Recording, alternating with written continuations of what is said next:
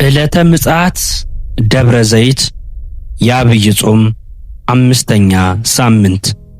በኢትዮጵያ ኦርቶዶክስ ተዋሕዶ ቤተክርስቲያን የዐቢይ ጾም አምስተኛ ሳምንት ደብረ ዘይት ይባላል። ስያሜውም የተገኘው እንደምታውቁት ከቅዱስ ያሬድ ነው።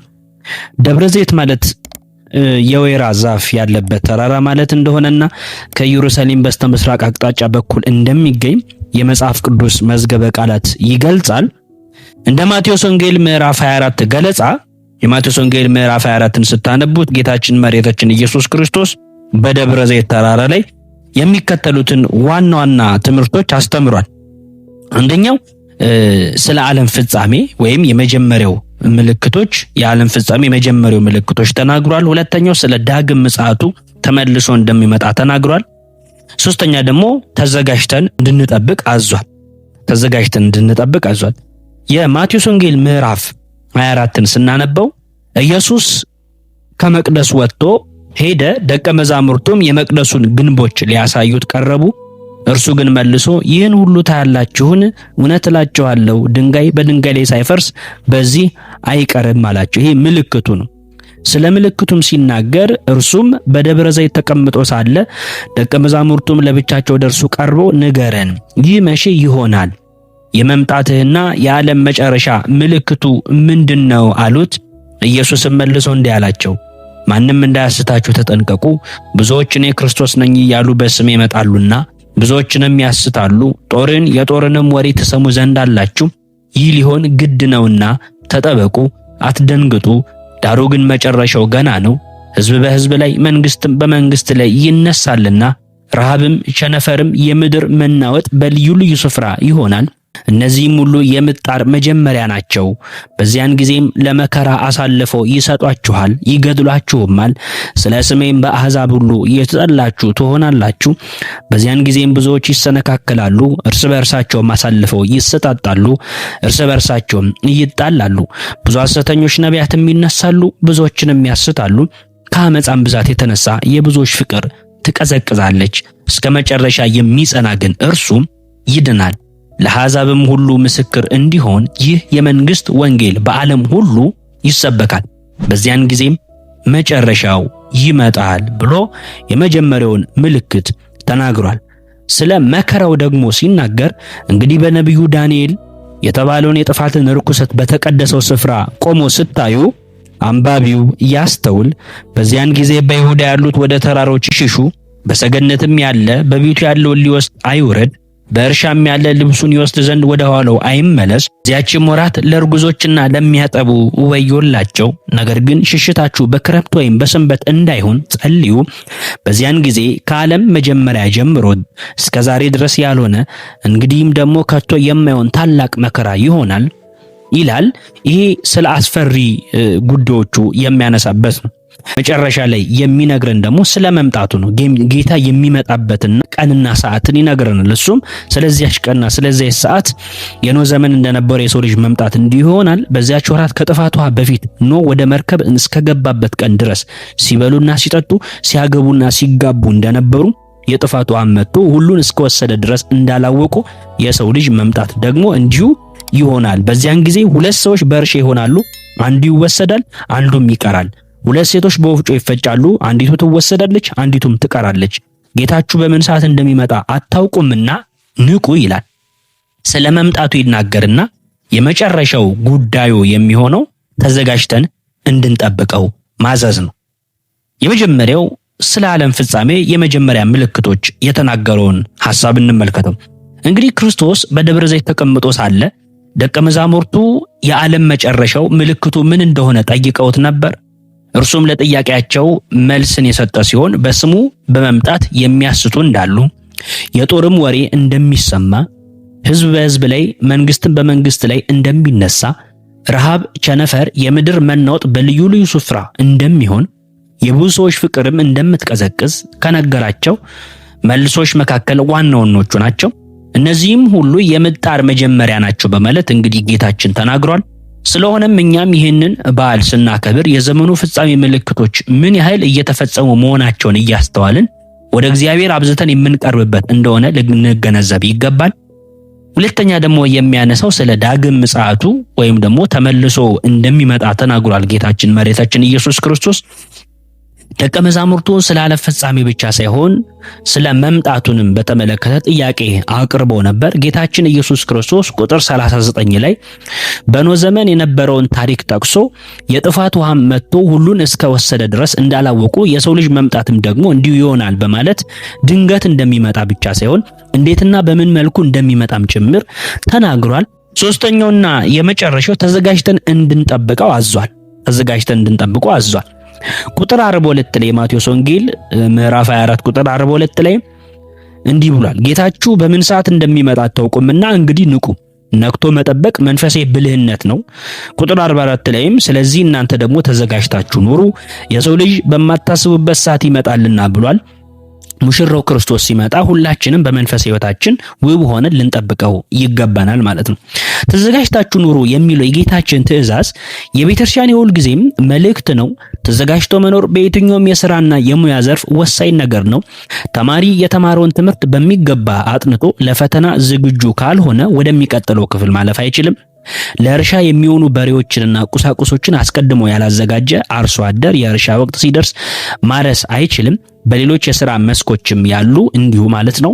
በመንፈስ ሕይወትም ተዘጋጅቶ መኖር ትልቅ ስፍራ የሚሰጠው ጉዳይ ሲሆን የሚከተሉትን ነጥቦች ደግሞ በውስጡ ይይዛል ማለት ነው። እነዚህ ነጥቦች ተዘጋጅተን እንዴት እንደምንጠብቀው ዕለተ ምጽአቱን ስናስብ መፍራት መደንገጥ ሳይሆን ተዘጋጅተን እንዴት መኖር እንዳለብን ያሳስበናል ማለት ነው። አንደኛ እንዴት ነው ተዘጋጅተን ምንኖር ስንል በጽኑ እምነት በመኖር ነው። ክርስቶስ ወደዚህ ምድር የመጣበት ዋና ዓላማ እኛ በእርሱ ቤዛነት በፍጹም ልባችን አምነን ከኩነኔ እንድንድን ዘንድ ነው።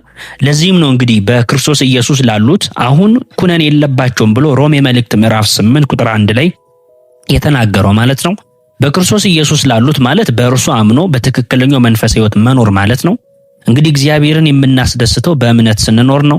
እምነት ከሌለን እርሱን ደስ ማሰኘት አንችልም። ለዚህም ነው ያለ እምነት ደስ ማሰኘት አይቻልም ብሎ ዕብራውያን መልእክት ምዕራፍ 11 ቁጥር 6 በቅዱስ መጽሐፍ የተጻፈው ማለት ነው። ስለሆነም በጽኑ እምነት መኖር ከሁላችንም የሚጠበቅ ነው ማለት ነው። የመጀመሪያው በጽኑ እምነት መኖር ነው፣ ተዘጋጅተን እንድንጠብቀው ያዘዘን።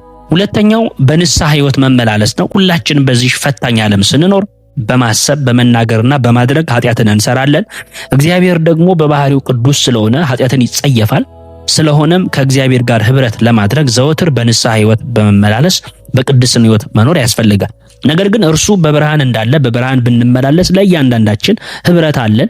የልጁም የኢየሱስ ክርስቶስ ደም ከኃጢአት ሁሉ ያነጻል። አንደኛ ዮሐንስ መልእክት ምዕራፍ 1 ቁጥር 7 ላይ እንደሚናገረው ቃሉንም ደግሞ እርሱ መድኃኔዓለም በዕለተ ዓርብ ባፈሰሰው ደሙ እንዲያነጻን ዘወትር ጠዋት ማታ ያለማቋረጥ ባፈሰስከው ደም በቆረስከው ሥጋ ይቅር በለን እያልን እንለምነዋለን ማለት ነው። ሌላው ሶስተኛው ቅዱስ ሥጋውና ክቡር ደሙን በመቀበል መጠበቅ ነው። ጌታችን መድኃኒታችን ኢየሱስ ክርስቶስ ቅዱስ ሥጋውና ደሙን እንድንቀበል አዞናል። ስለሆነም ሥርዓተ ቅዳሴውን እየተከታተለን ብቻ ወደ ቤታችን መሄድ ሳይሆን ንስሐ በመግባት ቅዱስ ሥጋውና ደሙን መቀበል እንደሚገባን ያሳየናል። ሌላው አራተኛው በፍቅር ሕይወት እንድንመላለስ አዞናል። በፍቅር ሕይወት ተመላልሰን እግዚአብሔርን እንድናስደስት ተዘጋጅተን እንድንኖር አዞናል። ይኸውም ፍቅር የእግዚአብሔር ባህሪ ነው። እኛም በፍቅር እንድንኖር እርሱ ራሱ አምላካችን አዞናል። ፍቅር በብዙ ሰዎች ዘንድ እየቀዘቀዘች ባለችበት ወቅት ያው ቃሉም እንደሚናገሩ ፍቅር ይቀዘቅዛል ነው የሚለው። በዚህ በምጽአቱን በምናስብበት ወቅት ፍቅር እንደምትቀዘቅዝ አስቀድሞ ነግሮናል። ስለዚህ ፍቅር በብዙ ሰዎች ዘንድ እየቀዘቀዘች ብትሆንም ወይም ደግሞ በዚህ ባለንበት ወቅት ማለት ነው በፍቅር መኖር ታላቅ መታደል ታላቅ ተጋድሎ መሆኑን ተረድተን በፍቅር ልንኖር ይገባል ማለት ነው። እግዚአብሔር እንግዲህ አምላካችን በፍጹም ልባችን በመውደድ እንደዚሁም አጠገባችን ያለውን ወንድማችን በመውደድ ፍቅርን በሕይወት ልንኖረው ይገባል። ምክንያቱም እርሱ ራሱ በዮሐንስ 15:19 ላይ በፍቅሬ ኑሩ ይላል። በፍቅሬ ኑሩ ይላል። ስለዚህ ይህንን ትእዛዝ ፈጽመን ቢሆን ኖሮ ዛሬ ላይ በሀገራችንም ሆነ በዓለም ላይ የንጹሐን ደም አይፈስም ነበር ማለት ነው። ስለዚህ ዘወትር በፍቅር ሕይወት በመመላለስ ጥላቻ እንዲወገድ የበኩላችን ድርሻ ልንወጣ ያስፈልጋል ማለት ነው። ጌታችንም የምታየውን ወንድምህን ሳታይ የማታየውን እግዚአብሔርን እወዳለሁ ብትል ራስን ታስታለህ እያለ የምናየውን ወንድማችንንም ጭምር መውደድ እንዳለብን ያሳስበናል ወይም ይነግረናል ማለት ነው። ሌላው አምስተኛው በተስፋ መኖር ነው። እንግዲህ ለክርስትና ሕይወታችን ተስፋ ያስፈልጋል። ይህንን ንስሐ ገብቼ ይህንን ስጋ ወደምን ተቀብዬ በፍቅር ኖሬ አንተን አገልግዬ መጨረሻዬ ምንድነው? ልክ እነ ሐዋርያቱ በማቴዎስ ወንጌል ምዕራፍ 19 ቁጥር 27 ላይ እኛ ሁሉን ትተን ተከተልን እንኪያስ ምን እናገኝ ይሆን ብሎ ቅዱስ ጴጥሮስ ጠይቆታል። ስለዚህ እኛ ሁሉን ትተን የተከተልን ሁሉን ትተን እንደመከተላችን መጠን ምንድነው የምናገኘው? ፍጻሜው ምንድነው? ክፍያችን ምንድነው ብለን እንጠይቃለን። ስለዚህ በተስፋ መኖር ያስፈልገናል። ይሄንን የመጨረሻውን መንግስቱን ጽድቁን እንደሚያወርሰን በተስፋ መጠበቅ ይጠበቅብናል። ያው በመንፈሳዊ ዓለም በተስፋ መኖር ማለት በተረጋገጠና እውነተኛ በሆነ ተስፋ መኖር ማለት ነው። ልክ እንደ ምድራዊ ተስፋ እንደው ላጣው እችላለሁ፣ ላላገኘው እችላለሁ፣ ላይደርሰኝ ላይሰጠኝ ይችላል ብለን የምንሰጋው አይደለም። በመንፈሳዊ ዓለም በተስፋ መኖር ማለት በተረጋገጠ እውነተኛ በሆነ ተስፋ መኖር ማለት ነው። መንፈሳዊ ተስፋ እንደ ምድራዊ ተስፋ ይሆናል ወይም አይሆንም የሚሉ ሁለት ሐሳቦች የተከፈለ አይደለም።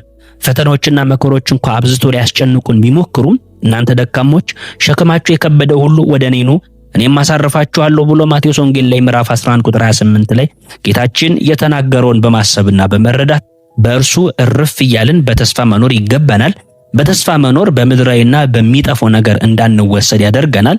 ጠቅለል ባለ መልኩ የደብረ ዘይትን በዓል በዓመት አንድ ጊዜ ብቻ የምናስበው ሳይሆን ዘወትር ዕለት ያለመዘንጋት በልባችን በማስታወስ በታዘዝነው መሰረት እንግዲህ ተዘጋጅተን በመኖር ሁለተኛ ወደኛ ተመልሶ የሚመጣውን ንጉሳችንን ኢየሱስ ክርስቶስን በንቃትና በናፍቆት ሆነን የምንጠብቅበት ታላቅ እንግዲህ መልእክት የተላለፈበት ነው ማለት ነው የደብረ ዘይት በዓል። ስለዚህ ደብረ ዘይት የክርስቶስን ፍጻሜውን የዓለም መጨረሻውን የዓለምን ፍጻሜ የምናስብበት በዓለም ፍጻሜ ደግሞ ምልክቶች አሉ። እነዛን ምልክቶች ተረድተን እንድንዘጋጅ ስለ ዳግም ምጽአቱ የምናስብበት ተመልሶ እንደሚመጣ የምናስብበት በመጀመሪያ ምጽአቱ በመጀመሪያ መምጣቱ ማለት ነው ጌታችን ተገርፏል፣ ተርቧል፣ ተጠምቷል፣ ደካማ ሆኖ ነው የመጣው። ግን መላእክቱ በሐዋርያት ሥራ ምዕራፍ 1 ላይ እንደምታነቡት እንዲሁ ሲሄድ እንዳያችሁት ሁሉ እንደዚሁ ተመልሶ ይመጣል እንደተባለ ተመልሶ ሲመጣ ደግሞ እንደ በፊቱ ለመገረፍ እንደ በፊቱ ለመሰቀየት እንደ በፊቱ መከራ ለመክፈል ሳይሆን እንደየሰራነው መልካም ሥራ በቀኙ ያሉትን እናንተ አባቴ ብሩካን ኑ ዓለም ከተፈጠረ ጀምሮ ወደ ተዘጋጀላችሁ ወደ ዘላለም ዕረፍት ግቡ ለማለት ይመጣል።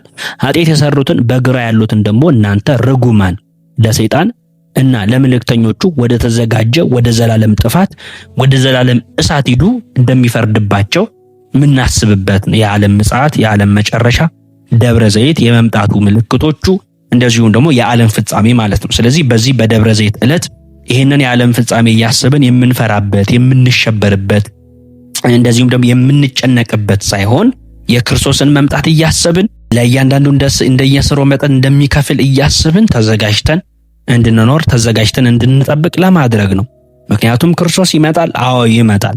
መምጣቱ አይቀርም። አዎ መምጣቱ አይቀርም። ስለዚህ እኛ እንደ ክርስቲያን እንደ አንድ አማኝ ግን አምላካችንን አባታችንን ጌታችንን መንግስቱን ጽድቁን ሊያወርሰን እንድናመሰግነው የፈጠረን አምላካችንን የምንቀበልበት ወቅት ስለሆነ ተዘጋጅተን ልንጠብቀው ተዘጋጅተን ደግሞ ልንናፍቀው ይገባል። እስከ መጨረሻ የጸና እርሱ ይድናል ተብሎ በመጽሐፍ ቅዱስ ስለተጻፈ ማለት ነው። ስለዚህ እኛም እስከ መጨረሻው ጸንተን ተዘጋጅተን ኖረን ንስሐ ገብተን ስጋ ወደሙን ተቀብለን የመንግስቱ ወራሾች የስሙ ቀዳሾች ያደርገን ዘንድ የእርሱ የአምላካችን መልካም ፈቃዱ ይሁንልን። እዚህ ላይ እናብቃ። ስለዚህ ውድ የያኖስ ቲዩብ ቤተሰቦች ቻናላችንን ሰብስክራይብ ማድረጋችሁን እንዳትረሱ።